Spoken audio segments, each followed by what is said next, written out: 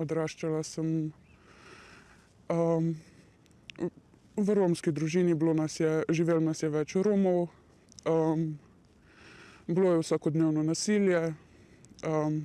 Jaz sem doživljala spolno nasilje s strani bratranca od 5. leta starosti. To je zgodba danes 25-letne pripadnice romske skupnosti. Meni se je zdelo to vse normalno, ker drugega nisem poznala. Pol, ko odrasteš, ko vidiš v filmih, da je to nekaj nenormalnega, spregledaš. In to je tudi zgodba o tem, kako so jo, kot pravi, na cedilu pustili prav tisti, ki bi jo morali zaščititi. Od staršev, centra za socialno delo, policije.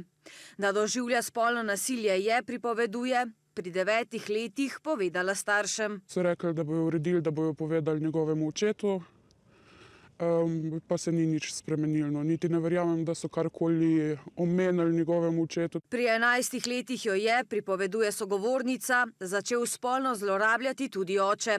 Začela se je samo poškodovati, kar je kasneje opazila svetovalna delavka na osnovni šoli. Edina, še pravi, ki ji je poskušala pomagati. Nisem imela nekega upanja, da bo center za socialno delo, policija, kdorkoli ukrepal.